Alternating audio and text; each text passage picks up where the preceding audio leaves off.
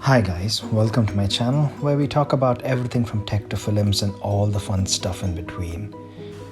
Today let's have a look at the iPad and see which version is ideal for 2019. Whatever the general opinion is, we cannot ignore the fact that the iPad is as revolutionary as the iPhone itself. Many tablets tried to take it head on and none succeeded till now. I know friends who use Android phones but still prefer and use the iPads regularly.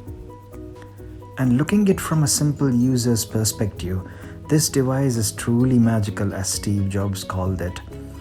Do you remember casual browsing and media consumption before the iPad was done on our bulky laptops? These devices sat on our laps with fans blazing heat, especially when we are watching high-def movies or playing DVDs. All that changed with the introduction of the iPad. Initially, the content was a bit on the low side during those initial years, but now there is nothing which you cannot find on the iPad. And as the popular saying goes, yes, there is an app for everything. The iPad is my go-to device, especially for casual web surfing, watching movies, reading novels, and a bit of writing and editing. And I simply love it for what it does, and I'm more than happy to use that instead of firing my laptop every time. Now in 2019, the iPad lineup is as diverse as ever, giving us ample choice, but at the same time making it difficult to decide on one. Let me see if I can simplify things for you. The current iPad lineup consists of the entry-level iPad starting at £349, then the iPad Air at £479, and finally the all-powerful iPad Pro starting at a whopping £769. Also, there is an odd one of the bunch at a smaller size starting at £399 called the iPad Mini. Spec-wise, the entry-level iPad has an A10 Fusion chip, the Air has the A12 Bionic chip, and the Pros have the A12X Bionic chips, not the latest A13 chips which was just introduced in the iPhone 11. Screen sizes start at 10.2 inch, which is recently updated from the 9.7 inch. Air has the 10.5 inch, and the Pros have 11 and 12.9 inch. The display technology on the entry-level iPad is just the standard fingerprint-resistant coating one, whereas the Air has a fully laminated display, anti-reflective coating, and True Tone display, and the Pro ups this by including ProMotion technology, which means the refresh rate is an insane 120 Hz. In simple terms, the entry-level iPad comes with a basic display which is not stuck onto the glass, which means you can see the gap between the glass and the actual display. Plus, it hasn't got that reflective coating which reduces the glare that falls on the screen. Whereas the iPad Air has all of that, and the Pro ups it to the max with a super fast display, which means you do not notice any lag at all while scrolling. Again, you will not notice a lag on any of them, but if you put them side by side, the iPad Pro will be on a different level altogether. Both the iPad and the iPad Air have the standard 3.5 headphone jack and the Lightning ports, but the Pros trade off all of that for a single USB-C port. So you need to use wireless headphones or buy a pair of USB-C wired headphones. All the iPads now have smart connectors. You know, these side magnetic pins which allow you to dock Apple's or any third-party keyboards to your iPads. Both the iPad and iPad Air support the Generation 1 pencil. You know, the one which charges like this, sticking at the bottom of the iPad. But the Pros support Generation 2 pencil, which attaches magnetically at the side and charges in this super cool way as well. Cameras, not that you need them on a tablet anyway apart from front-facing one for video calling, but you do get an 8 million pixels rear camera both on the entry-level iPad and the iPad Air, but the Pros get a 12 megapixel camera, you know, the same one which the iPhone X has. Front-facing camera is where it takes a huge hit on that entry-level iPad just at a mere 1.2 million pixels. This is seriously unacceptable in 2019, but for that £349 cost, you'll have to make that sacrifice. The iPad Air gets a respectable 7 million pixel camera, and the Pros get the same 7 million pixels, but the true depth camera system which enables face gesture capture and Face ID, which is taken from that revolutionary iPhone 10. The iPad and iPad Air both have got Touch IDs, but the Pros use the super cool Face ID, which works in any orientation. Now, this is a genius move by Apple. All the iPads apart from the entry level start at a basic 64GB, including the super expensive Pros as well. And the entry level iPad gets only a measly 32GB. This is one thing which I cannot understand in 2019. I just bought a memory stick off Amazon for 10 quid, and I can't understand why Apple is hell-bent on charging exorbitant rates for memory. I agree that there is a lot more optimization going on here, but still, come on Apple, everyone else started putting more storage into their basic devices and you still haven't caught on. We pay premium prices on your devices anyways, why not give us a bit now and then? All the iPads get more or less the same screen resolution at 264 ppi, but due to the varying screen sizes, they get different screen resolutions.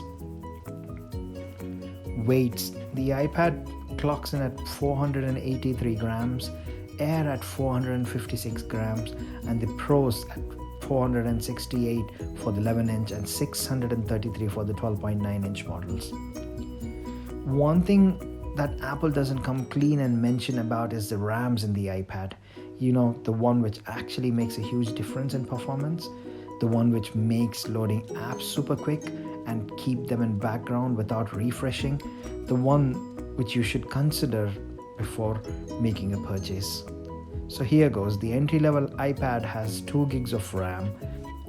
iPad Air has got 3 gigs of RAM, and the Pros have 4 gigs of RAM, but the 1 terabyte storage option gets 6 instead of the 4 gigs. Now, I left out the iPad mini till now as it wouldn't be fair to compare it against these normal sized iPads, as the mini only has 7.9-inch screen size and the biggest iPhone display stops at 6.5 inches. So you can compare the screen sizes and see if the 7.9-inch will suffice your requirement for a tablet. But at the same time, this device is super crazy light at 300 grams, gets 64 gigabytes as standard with the awesome A12 Bionic chip, 3 gigs of RAM, packs in a greater display at 326 ppi, and gets fully laminated anti-reflective coating as well. The camera is 8 million pixels on the back, and the front is 7 million pixels with Touch ID and that all useful 3.5mm headphone jack. And the cost starts at £50 more than that base low spec 10.2-inch iPad at £399. There used to be a £70 price gap from last year's 2018 iPad, but thanks to the recent cost increase, the difference is only £50 now. So on paper, the Mini looks like an awesome bargain. If these specs were in that $349 entry-level iPad, I would have just said buy that device without covering anything else, but sadly this is not the case. The all-powerful iPad, but compromise is a small display. So if you're okay with that and feel that the available screen space will work fine for the things which you like to do on it, then just go ahead and buy it. At £399, it doesn't get any better than that in the Apple world. Personally, I prefer a bigger screen size on the iPad, at least the 9.7-inch size which debuted on the iPad 7 years ago when it was first introduced. So this brings me back to last year's 9.7-inch iPad. Specification-wise, both the 2019 iPad and 2018 iPads are no different, apart from that slightly larger screen and the smart connector, which in my opinion are not must-have features. The 9.7 inches is large enough, and the smart connector, you can do away with that, as there are plenty of Bluetooth keyboards which more or less serve the same purpose. And the good thing is that iPad model is really a steal deal. Maybe wait until Black Friday and see if the price goes down even further than that. iPad Air is that comfortable mid-level, as it's got good specs and will be more future-proof and might last for at least 4 to 5 year time period. It will be at £130 cost increase compared to that entry-level iPad, but you get more storage, better processor, better display, more RAM, and it is lighter than the entry-level. Pros are for those who need that insane amount of power or want all the latest tech which Apple offers inside a device. But this step up costs £300 more than that mid-level iPad Air. 4K video editing, exporting, running powerful apps, playing games like Fortnite, there's nothing which this device can't handle.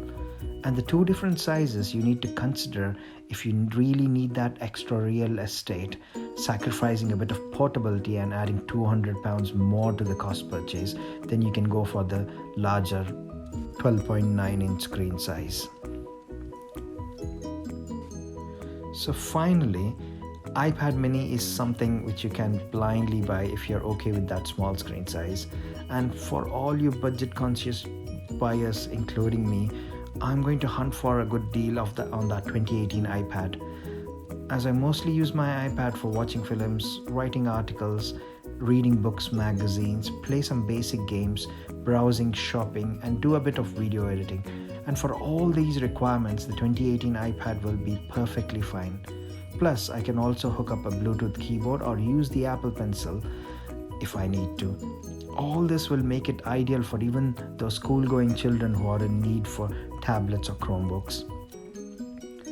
So those are my thoughts for now. Please feel free to leave a comment below and let me know what your preferred iPad is. And as always, thanks a lot for staying till the end. I will see you in the next video. Bye for now.